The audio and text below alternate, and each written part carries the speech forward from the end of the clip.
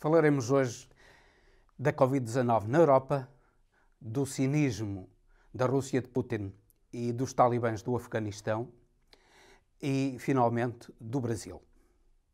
Sejam bem-vindos a mais um Política Impura na Rádio Transforma e na revista Em Comunidade. Peço-lhes que partilhem o canal, coloquem gosto, subscrevam o canal porque é fácil e gratuito e ouçam até ao fim.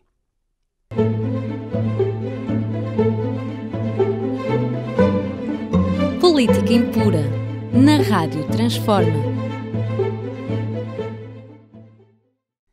Começaremos então pela tragédia da Covid-19, que neste momento volta a assolar a Europa. Essa tragédia é maior, sobretudo nos países do norte da Europa, particularmente na Alemanha, na Áustria e nos Países Baixos, na Hungria, na República Checa, na Bulgária, na Polónia. Está demonstrado que, comparando essas realidades do centro-norte da Europa com o sul, percebe-se que o norte da Europa tem os problemas que tem, com o elevado número de infectados, com o elevado número de internamentos, o elevado número de mortos, precisamente porque não vacinou o suficiente. Portugal, com 87% de cidadãos vacinados, com muitos já vacinados com uma terceira dose, tem demonstrado que, apesar do aumento da Covid, não é nada que se pareça com aquilo que sucedeu em igual período do ano passado, quer no que toca a infectados, quer no que toca a internamentos, em geral, e particularmente em internamentos em cuidados intensivos e ainda no que toca aos mortos. Os resultados de Portugal demonstram, como já foi dito pela Presidente da Comissão Europeia, pela própria Angela Merkel, que a vacinação resulta e que a vacinação é um eficaz antídoto contra o vírus Covid-19. Infelizmente, há muitos cidadãos no norte da Europa particularmente, mas também em Portugal, que continuam a recusar-se a receber a vacina.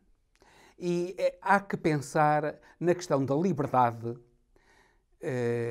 de se vacinar ou não vacinar e também nos direitos de terceiros vacinados ou não vacinados. É certo que as pessoas têm o direito a usar o seu corpo, a vacinar-se ou não serem vacinados. É uma questão de liberdade individual. Mas, por outro lado, as liberdades individuais devem ceder quando estão em causa direitos de terceiros, nomeadamente direito à saúde. É por isso mesmo que, inclusivamente, é crime o facto de alguém portador de uma doença infectocontagiosa se ter relacionado com outro, nomeadamente aproximado de outro, ou ter um relacionamento sexual com outro, por exemplo, sabendo que isso poderia provocar um contágio.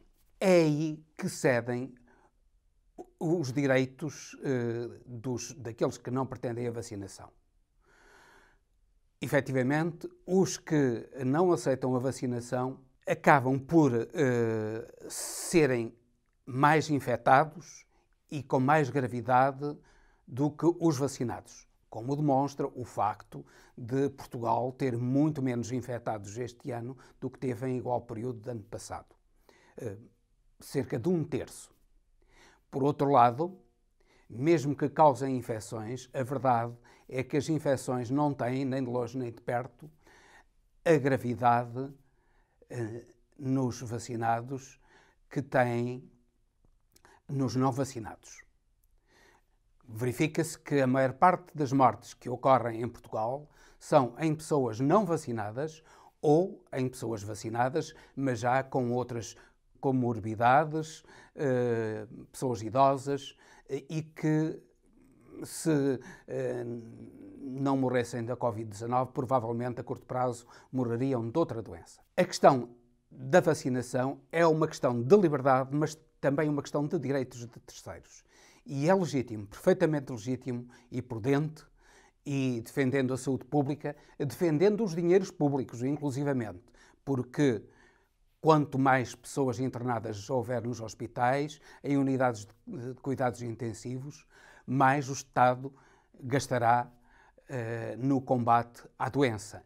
E, portanto, é uma questão de liberdade de alguns, que têm a liberdade de não se vacinarem, mas também dos seus deveres perante a comunidade e perante terceiros, porque se não se vacinarem, terceiros podem ser mais facilmente e mais gravemente infectados e serem conduzidos aos hospitais e aos cuidados intensivos, com a consequente despesa para o Estado.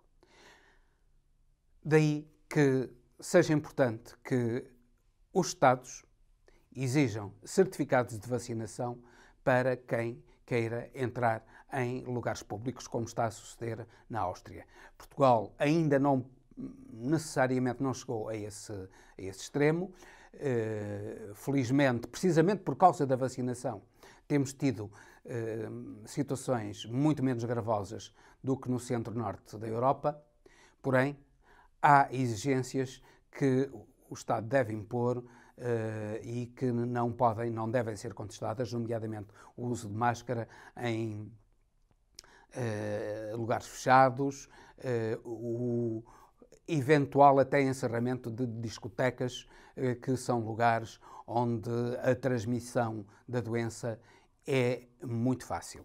Outra questão importante a debruçar-nos sobre o problema da Covid-19 é a questão das vacinas e dos interesses que se movem em volta das vacinas. Nós percebemos que estas vacinas, particularmente as que vêm dos Estados Unidos, da Pfizer, da Moderna, da Johnson & Johnson, foram obtidas com muita rapidez. E particularmente uma delas, a Johnson, que exigia apenas uma dose. A verdade é que a sua eficácia se demonstra ser muito curta, apenas de cerca de 90 dias a eficácia plena. E passado 90 dias, a eficácia das vacinas americanas, começa a diminuir muito. E daí o insistir-se na terceira dose da vacina, particularmente para aqueles que foram vacinados com a Pfizer, a Moderna e, sobretudo, com a Johnson & Johnson. Ora, isto leva-nos a meditar por que razão é que a União Europeia optou exclusivamente pelas vacinas dos Estados Unidos da América, Pfizer, Moderna e Johnson. Porque é que houve uma campanha tão acirrada contra a Astra, que, afinal de contas, é produzida na Inglaterra, com colaboração sueca e com colaboração russa? No fundo, foi a União Europeia a ceder aos interesses das grandes farmacêuticas americanas. E isto demonstra a fragilidade da União Europeia perante os Estados Unidos da América. Por outro lado, nós sabemos agora que, por exemplo, Cuba conseguiu já uma vacina e vacinou praticamente todos os cubanos, e essa vacina é extremamente eficaz. Na Europa, ninguém fala nessa vacina. E Cuba tem a possibilidade de produzir milhões de vacinas, cerca de 10 milhões por mês. Eventualmente, se a Europa colaborasse com Cuba, poderia obter muito mais vacinas que chegassem para a Europa. Simplesmente, como Cuba é inimiga dos Estados Unidos da América, ou melhor, os Estados Unidos da América são inimigos de Cuba, mantêm um bloqueio ilegal e imoral sobre Cuba, pois, por pressão dos Estados Unidos da América, a Europa não compra, nem irá comprar a vacina cubana. São estes os interesses que giram à volta da vacina. É importante que esses interesses sejam denunciados, que sejam conhecidos e que a opinião pública se manifeste contra os governos europeus, contra a Comissão Europeia, contra aqueles que decidem comprar apenas as vacinas americanas para favorecer a indústria farmacêutica americana, em prejuízo das economias europeias, dos cidadãos europeus, sobretudo. Esperamos que a opinião pública europeia se erga contra este jogo absolutamente indecoroso de interesses que os Estados Unidos estão a impor à União Europeia, que está a servir verdadeiramente de colónia, quase diríamos, relativamente aos Estados Unidos da América. Se a União Europeia não perceber que tem de manter a sua independência relativamente aos Estados Unidos da América, embora veja nele também um aliado. Mas um aliado não quer dizer alguém a quem se preste subserviência. Aliado quer dizer alguém que tem os mesmos direitos, uma asa ligada à outra asa. E, portanto, que os Estados Unidos não imponham os seus interesses à União Europeia. E daqui passamos para o cinismo de Putin relativamente aos refugiados que afluem à Bielorrússia. Putin e Lukashenko fizeram este jogo de transportar em autocarros e em aviões e em comboios refugiados para pressionar a Europa, e Putin tem o descaramento de dizer que a Europa é completamente indiferente ao sofrimento daqueles refugiados e que não os acolhe violando os direitos humanos. Há uma coisa evidente a perguntar a Putin. Então, se é assim, se ele tem tanta pena desses refugiados, porque é que não é ele a acolher esses refugiados na Rússia? Afinal de contas, a Rússia é tão grande, tem uma população tão diminuta relativamente à sua extensão, porque é que Putin não acolhe esses refugiados na Rússia? Mas o cinismo é algo que é íncito às ditaduras. Vejamos também o que sucede com os talibãs no Afeganistão. O governo talibã está a lançar o Afeganistão numa crise nunca vista. A economia do Afeganistão irá diminuir o seu produto interno de cerca de 30% a 35% ainda este ano. E a fome graça no Afeganistão. Faça isso. Aquilo que os talibãs dizem é que a culpa é dos americanos. Os americanos são os americanos que governam o Afeganistão. Não foram, afinal de contas, eles que conquistaram o poder pelas armas? Não foram, afinal de contas, eles que impuseram determinado tipo de comportamentos às pessoas, que limitaram de uma maneira completamente irracional o funcionamento da economia? E agora vem-se queixar dos próprios atos e dos resultados dos seus atos? É este o cinismo das ditaduras que é importante combater-se, e as ditaduras serão sempre não só um inimigo da verdade, mas também um inimigo da justiça. E, portanto,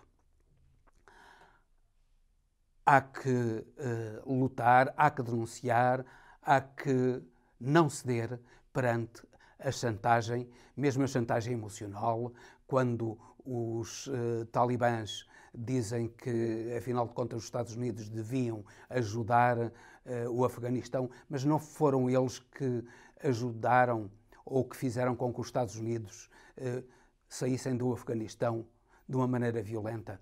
Não foram eles que fizeram com que a Europa, os europeus, saíssem do Afeganistão de uma maneira violenta. Eles têm aquilo que quiseram e não podem, de modo algum, queixar-se daquilo que eles procuraram obter pela força das armas e não pelas negociações e não pelo respeito pelos outros, pelo respeito pela vida humana e pela racionalidade. Cinismo é também algo que acontece permanentemente no poder brasileiro atual. O vice-presidente Mourão acabou recentemente por dizer que, afinal de contas, ele reconhece que não tem protegido suficientemente a Amazónia e que a culpa é dele e não de Jair Bolsonaro. Nós estamos a aproximar-nos de umas eleições no Brasil e então Mourão está agora a tentar defender Bolsonaro, que neste momento se vê em dificuldades nas sondagens para as eleições no próximo ano para a presidência brasileira. Por outro lado, o próprio Jair Bolsonaro, de acordo com o seu comportamento de sempre, diz que nós não protegemos a Amazónia porque a Amazónia é demasiado grande para nós nos protegermos. Isto é, ele confessa que, afinal de contas, não protege a Amazónia e confessa que é incapaz de proteger a Amazónia porque, alegadamente, a Amazónia é demasiado grande. Mas a Amazónia não é demasiado grande para ser protegida. Os garimpeiros que destroem os rios da Amazónia, que destroem as fontes de água da Amazónia, que destroem a floresta, são bem conhecidos. Nomeadamente aqueles garimpeiros que atuam no Rio Madeira e que destroem completamente o ecossistema do Rio Madeira, que poluem as águas do Rio Madeira, que envenenam as águas do Rio Madeira, pois esses são suficientemente conhecidos. Basta ir lá e vêem-se. Simplesmente, Bolsonaro não é que não possa, não é que não seja possível saber onde essa gente atua. O que Bolsonaro e Mourão não querem é combater essa gente, é combater a destruição dos povos indígenas, é combater a destruição da floresta amazónica. Porque esse é o seu propósito criminoso, o seu propósito de uma economia selvagem que eles pretendem impor ao Brasil. Mourão veio agora responsabilizar-se a ele próprio, retirando as culpas a Bolsonaro, porque, segundo as últimas sondagens, Lula aparece com 39%, Bolsonaro com 32% e Moro com 12%. Daí o desespero de Mourão, que se vê a perder a vice-presidência e a possibilidade de, no futuro, aceder ao lugar de presidente, e o lançar das culpas sobre ele próprio. Por outro lado, as sondagens demonstram algo de muito importante. É que, afinal de contas, Moro está a subir nas sondagens. E é evidente que Bolsonaro está a descer. Moro tem, neste momento, o apoio da grande comunicação social do Brasil, nomeadamente da Rede Globo e dos grandes meios de comunicação, dos grandes jornais, o Estadão, a Folha de São Paulo e outros grandes jornais brasileiros, todos eles apoiam Moro. Por outro lado, o general Santos Cruz, um homem que pertenceu ao governo de Bolsonaro, um homem que foi da confiança de Bolsonaro, já se transferiu de Bolsonaro para a candidatura de Moro. Aderiu ao partido de Moro, o Podemos, e vai apoiar a candidatura de Moro. Isto é, o grupo em volta de Bolsonaro está-se a reduzir e, particularmente no caso de Santos Cruz, significa também que as Forças Armadas brasileiras estão a afastar-se de Bolsonaro e, tendo Moro o apoio das Forças Armadas brasileiras e tendo o apoio dos grandes meios de comunicação, ele vai subir inevitavelmente nas sondagens. Até porque Moro é, na realidade, o candidato da América. Biden não quer, manifestamente, não quer Bolsonaro, que sempre apoiou Trump, que Biden despreza, que não serve verdadeiramente os interesses americanos, e apoia Moro, que é menos buçal do que Bolsonaro, que serve os interesses americanos. Há fundadas suspeitas de que Moro seja agente da CIA. Todo o seu comportamento no que toca aos processos que envolveram Lula demonstra que ele atuou sempre em conjugação com a CIA e, certamente, a receber instruções e todo o apoio da CIA para levar a cabo a campanha que levou Lula à prisão e que levou à destituição de Dilma Rousseff. Provavelmente vai ser Moro a enfrentar Lula na segunda volta. Já não será Ciro. Ciro Gomes está a baixar dramaticamente. Ele disse que já renunciou à sua candidatura. A renúncia vai ser discutida pelo seu partido e certamente que ele irá procurar fazer um acordo com Lula. E ainda bem que o irá fazer, porque por 2% ou 3% ou 1% ou menos ainda do que isso, será disputada eventualmente a presidência da República Brasileira. O poder dos média, dos grandes média brasileiros, é imenso. O poder de financiamento da campanha de Moro é ainda maior do que Bolsonaro, porque o grande poder económico brasileiro, a grande finança brasileira, particularmente a grande finança brasileira, irão apoiar, sem dúvida nenhuma, Moro contra Lula da Silva e contra Bolsonaro. Daí que, sobretudo a partir de agora, é importante que a campanha de Moro seja desmascarada. Isso demonstra até que ponto é que Moro não passa de um agente da CIA, não passa de um traidor à pátria brasileira, que pretende entregar a riqueza brasileira aos americanos, como ele já disse. Ele já disse que não tinha a mínima dúvida em privatizar totalmente a Petrobras, como não tem a mínima dúvida em entregar a interesses estrangeiros a economia, o essencial da economia brasileira. E isso tem que ser denunciado, tem que ser combatido para bem do futuro do Brasil e para que uma candidatura patriótica, a candidatura patriótica de Lula, vença em 2022.